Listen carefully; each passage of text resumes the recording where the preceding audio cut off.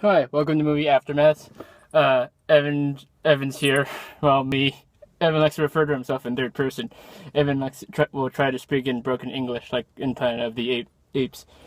Uh, Speaking of Planet of the Apes, I saw Dawn of the Planet of the Apes. I'll try to refer to her as this Dawn of Apes or Dawn of the Apes. This, because titles are stupid. Because studios are really careful, really afraid of getting brand recognition.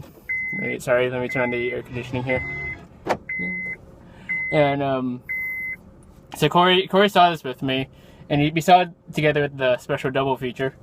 He tried AMC, got the special poster, which is fancy. I have a spare though, and we might give that away. Figure it out. And I got a special lanyard. We saw the Dawn first, and I got this little test tube with like a little plastic watch, and it's adorable. Horrible. And like all I had to do was answer the most the lamest trivia game ever in like a movie theater. Because I thought it'd be more complicated questions about the whole Planet of the Apes franchise, which since it's been around since like '68 and has at least 4 or 5 other movies and like 2 TV series, is like has the most obtuse continuity this side of like X-Men and whatever. Please, I can make my own, I can recreate the virus that James Franco tried to kill the world. Anyway, skipping to the actual movie part of it. Let me just get out of the light. There we go. Dawn of the Planet of the Apes is phenomenal.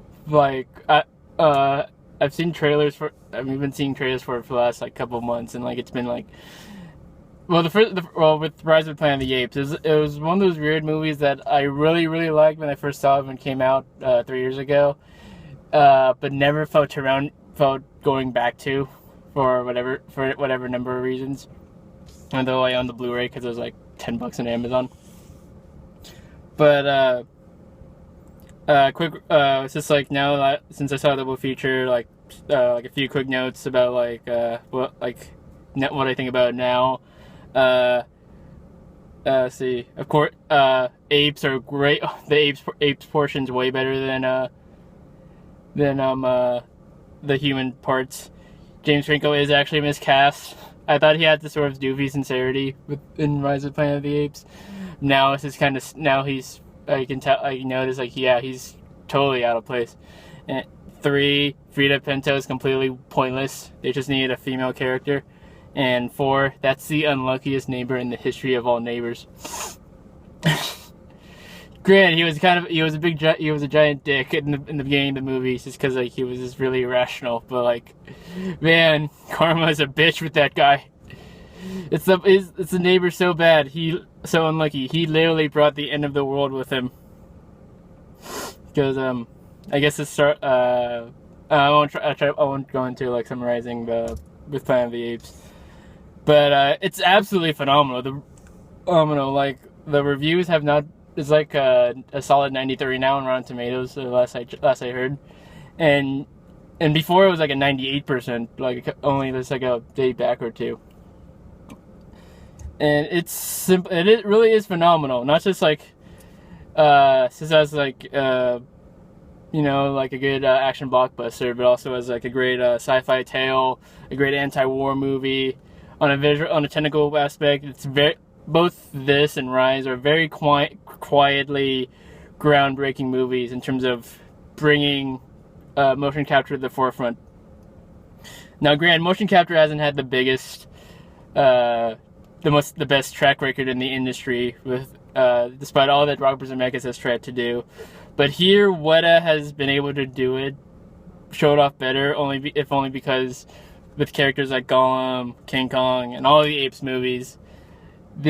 And I think, and to an extent, Tintin, they're bringing to life designs that we don't know what exactly should look like. So that's why Gollum looks good. That's why King Kong and the Apes are great. That's why Tintin works better for the motion capture, only because the designs are more designed for comic books. But anyway, In terms of visual effects level, this is a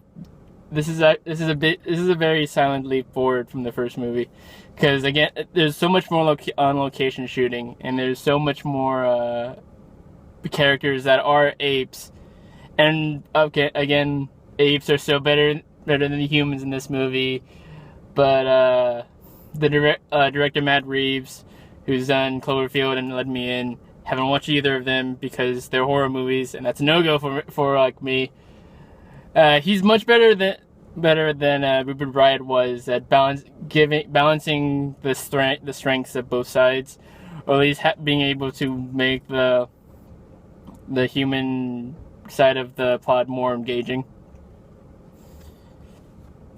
Oh, that's only because Jason Clarke and Kerry Russell are much better leads.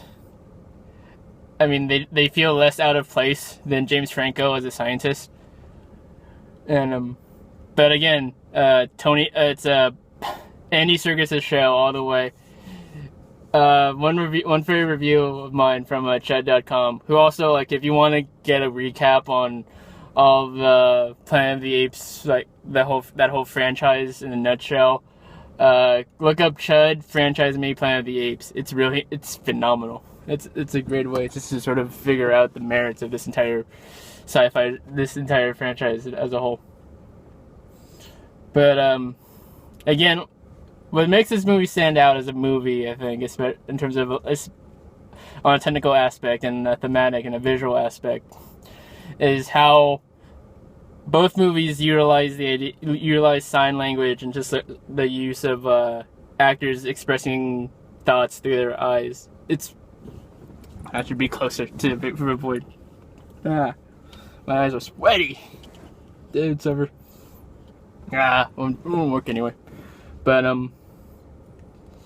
again, it's even more so in this movie because the first a lot of what you hear about in a lot of reviews, the first 10 minutes, the first like 10-15 minutes of the movie is just this really long, almost no spoken word portion of just the apes hunting or just interacting with each other through sign language. And like, because it's motion capture, it brings that more, it highlights that much more, and it's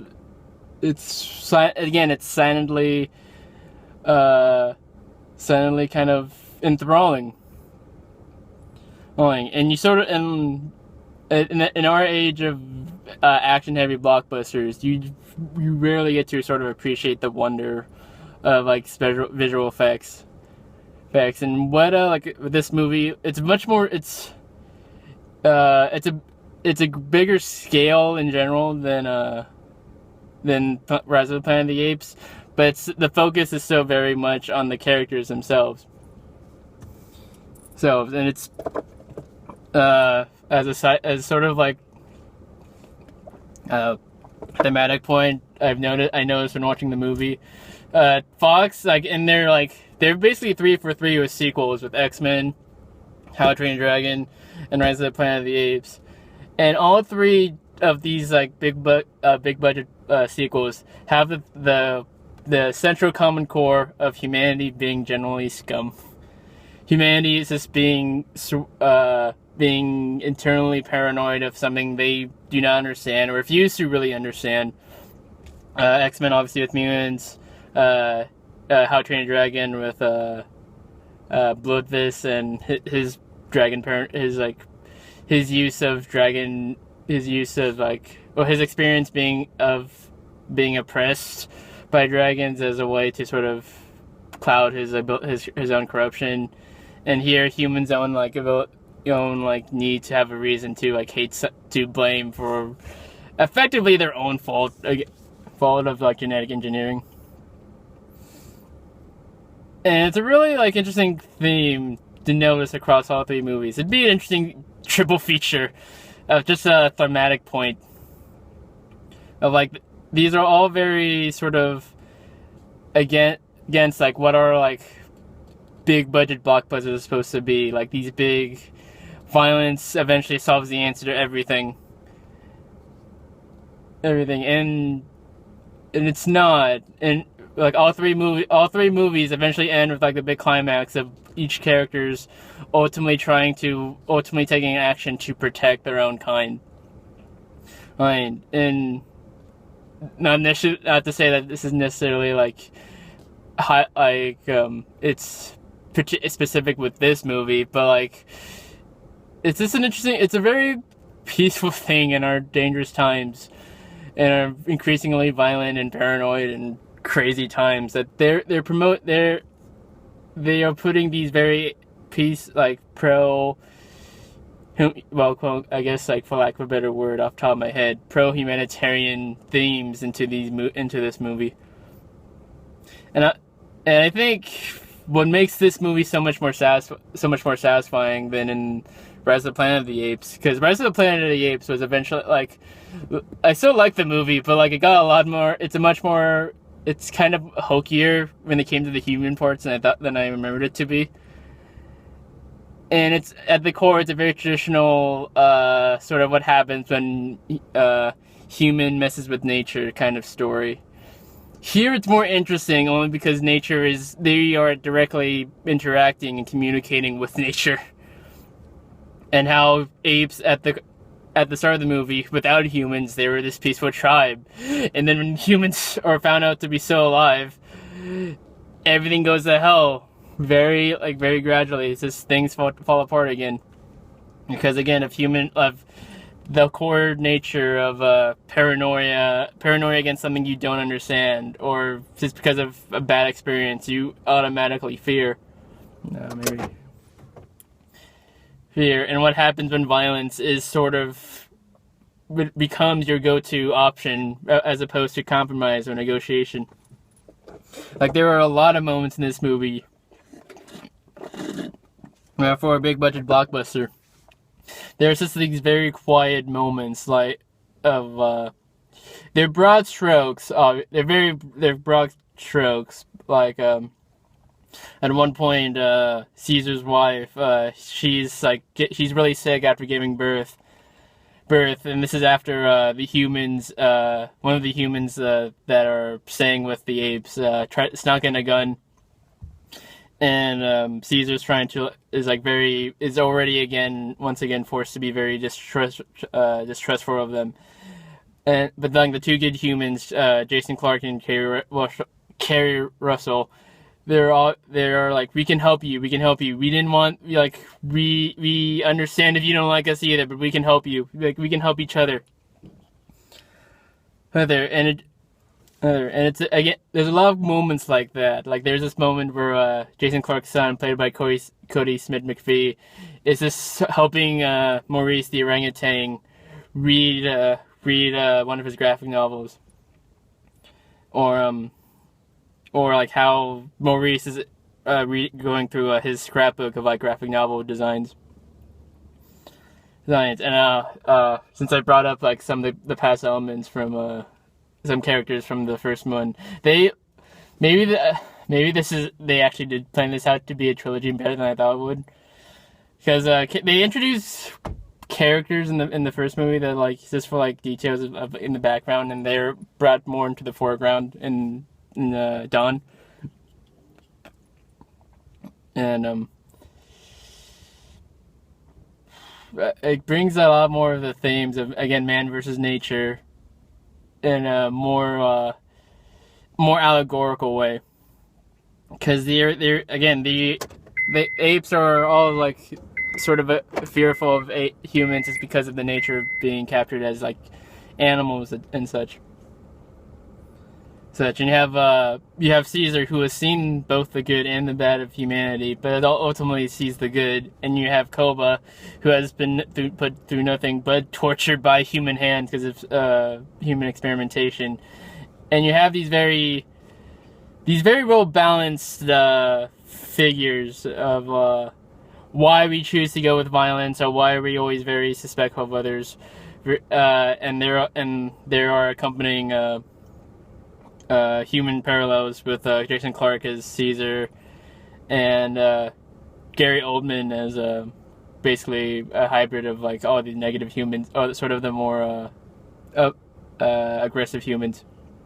Oh yeah, Gary Oldman's role in this movie, it's basically imagine like deleted scenes of Dark Knight Rises when like the everyone in Gotham was sort of isolated from the rest of the world while Batman was healing up. This is basically that movie. So if you ever wanted to see that, check it out. But I guess I'm already past 15 minutes, so just to sort of bring this conclusion, try to like conclude this video already. Dawn of the Planet of the Apes is phenomenal. It really is phenomenal. It's a great piece of sci-fi that brings has these very broad strokes. Like it does what great sci-fi does. It takes these very broad strokes, and again, it's intentionally a silly idea, apes taking over the world, but it reflects it connects back to our current experiences of like what we're going through as a society in terms of like why are we at war, or like why do we keep using what happens when we keep using violence as a means to an end, and like so helps us identify with this. It's visually groundbreaking. It's very human. It's a very humanitarian, despite the deep bleakness and bleakness of this dystopia. Again, director Matt Reeves. He doesn't have as much of a visual style as Rupert Wyatt did in Planet of the Apes and Rise, but he brings a much more careful balance and pacing. A much more almost masterful use, honestly, of plotting and plotting, balancing, and direction of the human versus ape plot lines. So sort of the whole dynamics of everything. The performances are incredible. Visual effects are amazing. 3D, it's good, but because it's not dark per se, because you can see everything okay, but since the color palette is so not exactly monochromatic, but it's so bleak that eventually I think it sort of irritates your eyes for a little bit. So maybe try to stick with the 2D showing, though 3D is pretty good, but maybe 2D showing's okay. But Dawn of the Planet of the Apes, fantastic. Go see it. It really is one of my favorite movies of this past year. It really is one of my favorite movies of the year, surprisingly. I guess that will be all for now. Thanks for watching.